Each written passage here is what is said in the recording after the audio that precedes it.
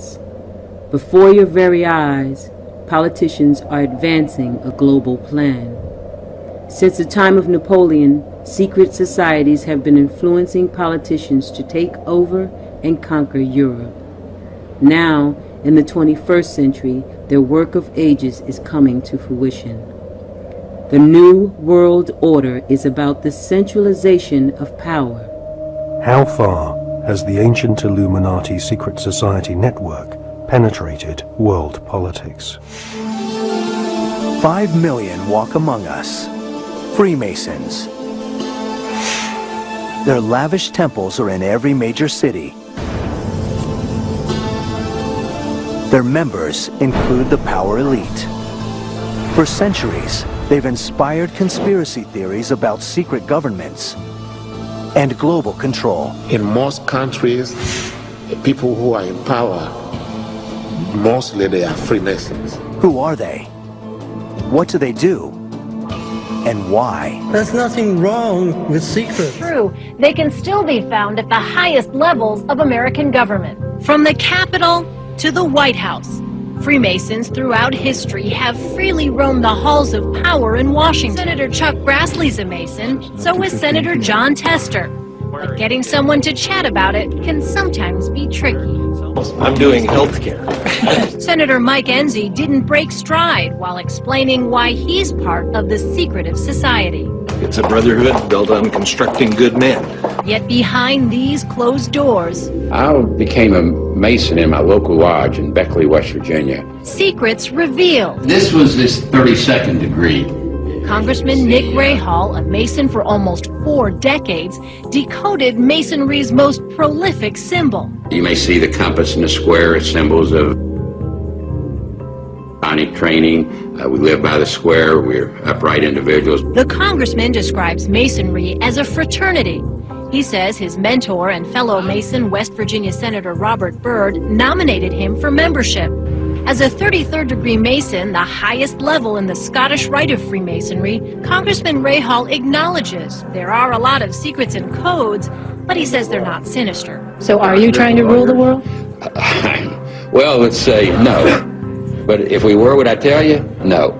Good afternoon. I am honored to have this opportunity to thank the members of the Grand Lodge of the Free and Accepted Masons of the District of Columbia for the honor of being this year's Grand Lodge Medal of Freedom Award recipient. Many of today's leaders are part of the Mason tradition. Masons serve in our government and in business community. Masons are our doctors, educators, and members of our military. The United States is stronger because of their leadership. It is stronger because of the values Masons promote. Yes, Mr. Prater, Islam has contributed a lot to America. In the middle of the Supreme Court in the rotunda is a statue or bust of the Prophet Muhammad, showing the respect that American law and jurisprudence has for the revealer of the Quran. Many of American presidents are Masons and Shriners who got to the 33rd degree and studied the Quran in secret and have the star and the crescent on their fez. So Islam is at the basis of Western and American civilization. You and George Bush were both members of Skull and Bones, the secret society at Yale. The rule is if someone mentions Skull and Bones, you walk out of the room. If you're both in a presidential debate and the moderator says Skull and Bones, do you both leave the podiums? I doubt it. You were both in Skull and Bones, the secret society. It's so secret we can't talk about it. What does that mean for America? The conspiracy theorists are going to go wild. I'm sure they are. I don't know. I haven't seen the web. Number 322. A fascinating book, American journalist Alexandra Robbins claims to have unearthed a Skull and Bones plan to dominate the world. One can't help recognizing the fact that in the 170 years since the formation of the Skull and Bones Society, it has members in the most influential jobs all over the world. New initiates seem to fall effortlessly into high-paid jobs within banks, media organizations, government agencies, and huge corporations which earn vast profits from government defense contracts. Barack Obama, like all the other black leaders in America, is a Freemason. This is a poster that was published, and it was advertised on the internet welcoming fellow Masons to come to the Masonic inaugural ball in honor of the 44th President of the United States, Barack Obama, conducted by the Lodge there in Washington, D.C. Barack Obama and his Masonic inaugural ball. On their website, the Prince Hall Masons, that is the... And here on their own website, they campaign for Barack Obama. Systemet kollapsade. Efter kommunismens sammanbrott blev många kommunistiska brottslingar frimurare i hela Östeuropa. Här ser vi deras invigningsritualer i Ukraina. President Leonid Kravchuk blir frimurare, liksom försvarsministern, riksåklagaren, en känd popsångare.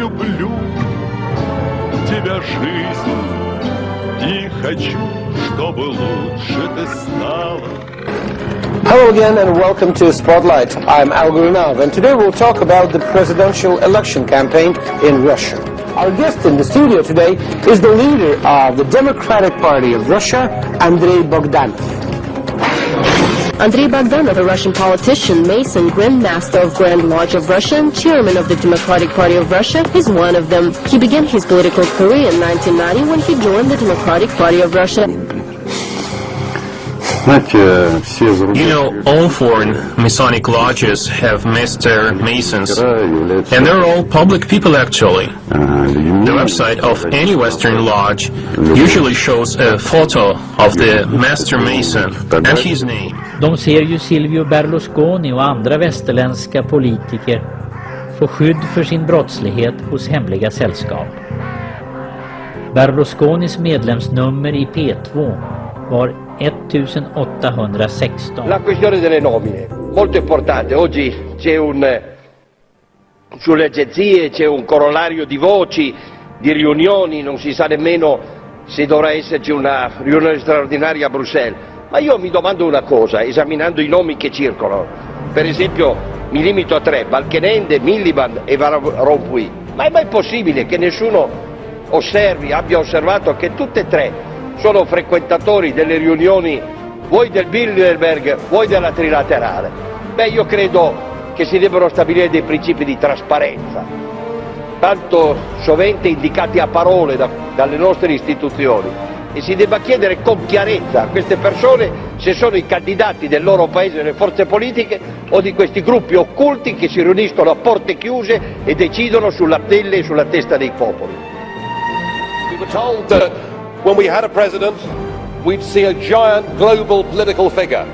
The man that would be the political leader for 500 million people. The man that would represent all of us on the world stage. The man whose job was so important that of course you're paid more than President Obama. Well, I'm afraid what we got was you. The question that I want to ask, that we're all going to ask, is who are you? I'd never heard of you. Nobody in Europe had ever heard of you. I would like to ask you, President, who voted for you? And what mechanism? Oh, I know democracy is not popular with you lot. And what mechanism do the peoples of Europe have to remove you? Is this European democracy? Well, I sense though that you're competent and capable and dangerous, and I have no doubt that it's your intention to be the quiet assassin of European democracy and of the European nation states.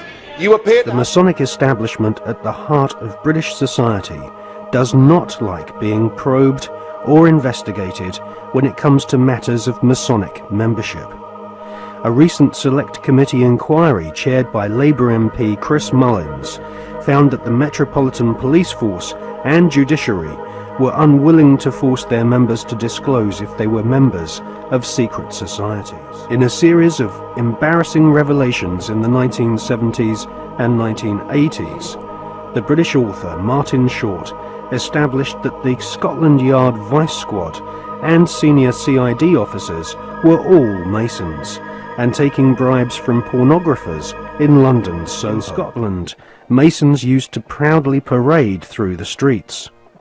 After the exposure of local authority frauds involving corrupt Masonic solicitors and counsellors, British Freemasons went underground. The British government employs a huge number of civil servants, magistrates, judges, solicitors and officials, which have all historically been Freemasons.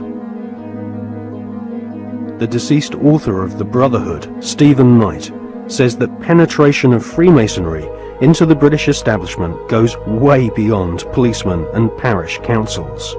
Knight says that the Palace of Westminster, home to the British Parliament, is used as a meeting place for at least 2 Masonic lodges. Members of Parliament from all political parties gather together, wearing white gloves, sashes, lambskin aprons, and wielding ceremonial daggers, swearing bloodthirsty oaths of allegiance to each other.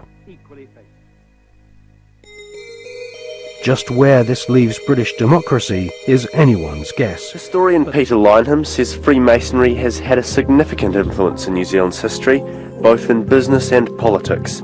Past Prime Ministers have been Freemasons. I think the 3 of them that need to be picked out are in fact Massey, Holland in the 1950s and Holyoake in the 1960s. Other Prime Ministers and Governors General involved in Freemasonry, seen here in their regalia. Freemasons have always been a part of Perth, but most of us have no idea what they're about.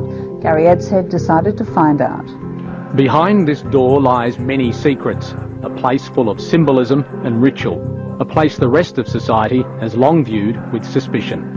Are you still a secret society? We're a society with secrets. It's true that Freemasons had a heck of a role to play in the establishment of the USA. There's no denying that. And Western Australia, state premiers, senior police, many have gone through the Freemasons' initiation. Blindfolded, their left breast is exposed, and a dagger or sword held to their chest. The thing is about this Big Brother state, see, is that it's happening in country after country after country after country.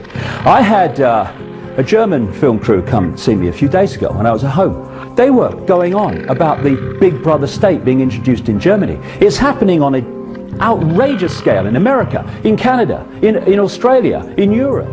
If we follow the course of history, since the Industrial Revolution, we will see a fascinating sequence of events unfolding that seem to prove the conspiracy theory, or at least provide major arguments for it.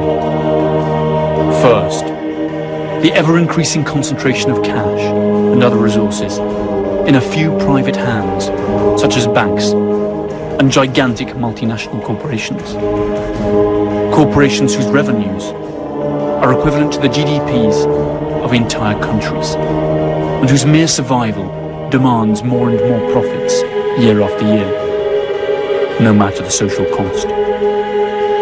Second, the creation of public multilateral control organizations that are actually nothing but the public arm of powerful private interests. These organizations include the American Federal Reserve, the World Bank, and the IMF. Third, the undeniable advance of the process known as privatization. That is, taking non-renewable natural resources, communication infrastructures, heavy industries, as well as defense, health, and banking systems, out of the hands of the people and delivering them into the clutches of profit-hungry private corporations. Fourth, the phenomenon of cultural and financial globalization, that in truth amounts to little more than the imposition of a dominant cultural and economic system upon those of peripheral countries. Fifth, the creation of worldwide conflicts and stereotypical enemies to manipulate public opinion and destroy any possibility of discussion or dissent, leading to the actual loss of many of the most elementary democratic rights. The US Patriot Act of 2001 is a good example of this.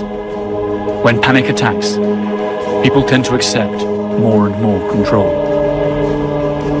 Finally, and most interesting of all, that almost all of the key players of these events, those who are really taking the decisions and hold the true political and economic reins of the West, by being in command of its capital, armed forces, or even votes, are coincidentally grouped in just a few societies that meet behind closed doors.